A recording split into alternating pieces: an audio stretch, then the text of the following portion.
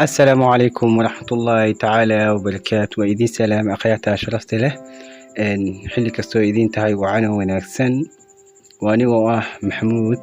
kanaalkan aad daawaneysaan waa maxamuud tube maanta waxaan jeclaystay inaan idiin soo gudbiyo qiso jacayl oo qurux badan fadlan haddaad channelka ku cusub tahay subscribe noo saar muuqaalkana like noo saar si aan u helno asxaab fara badan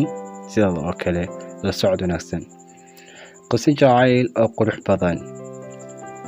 saliinta ayay dhinac kaga fadhisay isaguna markaasi ayuu guriga soo galay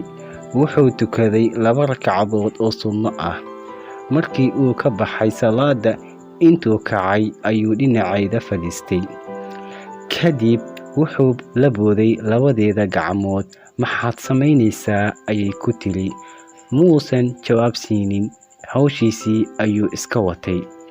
faraha ku yaala gacanteeda midig ayuu sidaa u kala bixiyay kadib xubnaha faraha ayuu mid mid u taabtay afkana wuxuu ka lahaa subxaanallah alxamdulilah allahu akbar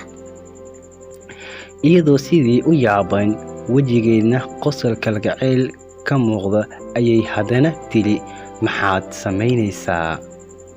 intuu cabbaar wejigeeda si dabacsan u eegay ayuu si degan ugu yiri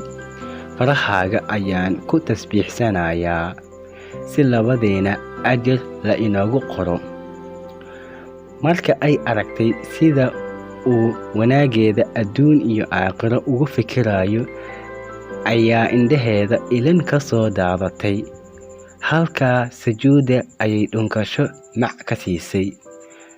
maxay ahayd dhunkashadu ilaahay uun ogyahay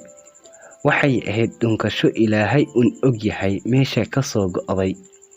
maxaa ka wanaagsan kalgacayl reerkaaga oo aad gacantaada ku abuurto wax yar oo aad samayso ayaad ku furan kartaa qalbiga xaaskaaga weligeedna aysan kugu hilmaamaynin laakiin nasiib darro taa ma wada fahansanin haddaan nahay ragga Soomaaliyeed qisadeena halkaas ayay noo eg tahay